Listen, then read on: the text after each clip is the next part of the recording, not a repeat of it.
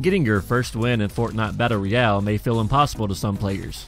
If you are one of those players, don't feel bad, as once you get down the basic knowledge of how to win, the formula is actually quite easy.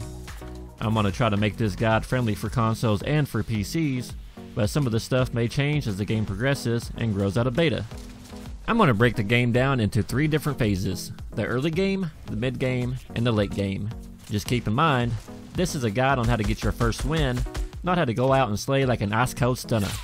Having over 20 solo wins in the past week, I figured out what's essential and key to winning, and I want to share this knowledge with all you guys.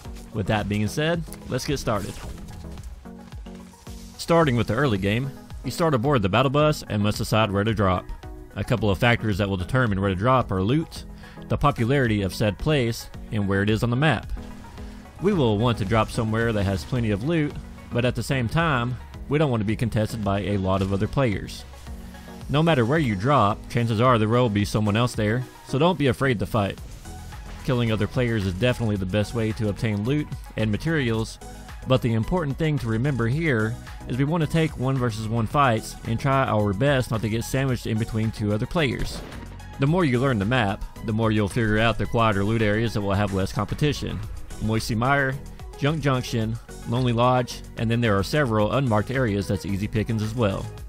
Once you land, the first thing you'll want to get your hands on is a weapon and figure out if there are any other players in the area. The necessities during the early game are a shotgun, an AR, some sort of explodes, killables, and shields.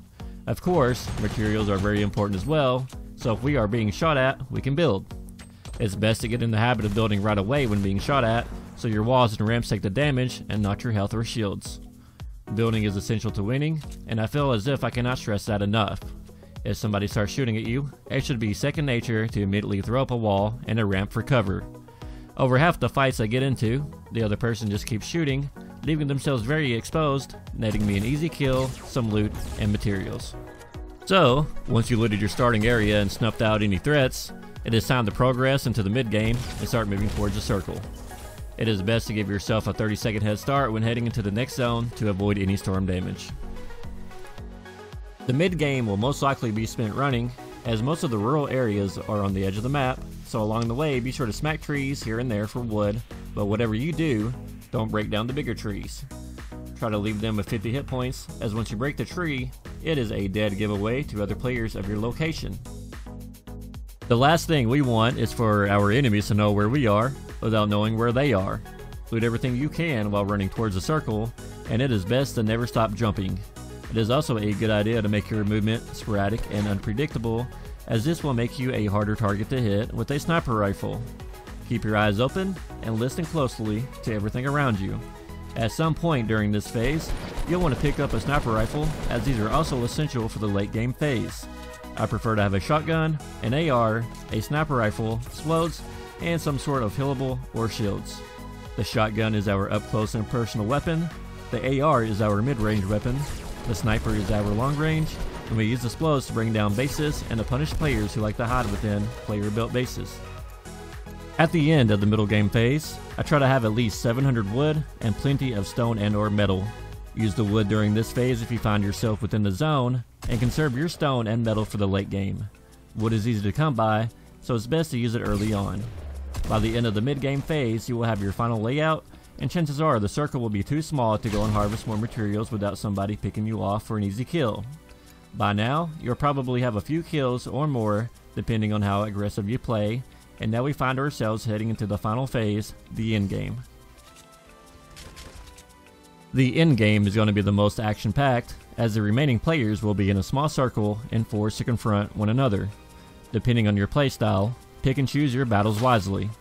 You will definitely want to build yourself into a 1x1 and use this to your advantage to peek and figure out where other players are located. Whatever you do here, do not peek for too long or you will get sniped in the face, as that's the only real thing that's exposed when you're sitting in the top of your bird's nest. Look around for other towers and try to get easy headshots on them with your sniper, or if you have a rocket launcher, apply pressure to them and knock their fort down. Rocket launchers or grenade launchers are crucial for this phase, as they are intimidating and sometimes can cause players to abandon their fort just seeing one get fired their way. The most important thing to remember here is to keep your high ground, and if another player tries to build up to you, block them off with a floor tile. This will absolutely halt their ramp rush and leave them in the open and exposed. If another player is applying pressure to you, keep your cool and just keep building. Wait for them to reload, and then try to return fire the best you can. Also remember to build your final fort out of stone or metal if you have it, as these have higher hit points than wood, but take longer to build. Since we know we'll be staying here until the end game, it is best to make that investment with the stronger materials, making your base harder to knock down. Use your high ground to your advantage here, and if you have them, rain rockets down on your enemies. Any new players tremble at the sight of rockets, and this may knock them off their game just through an intimidation factor. Your heart will be pumping, but try to keep your cool, and don't let your nerves get a hold of you. The only real way to get over the adrenaline of this is just through practice and by getting yourself into more of those top 10 situations. The more you are in, the cooler you'll be, and the smarter your plays will be. Try to learn to get to top 10 first, and then once you learn how to get to the top 10, learn how to clutch win the games. It all comes down to preparation and staying calm under pressure, especially if you're sandwiched in between two players hurling rockets at your tower.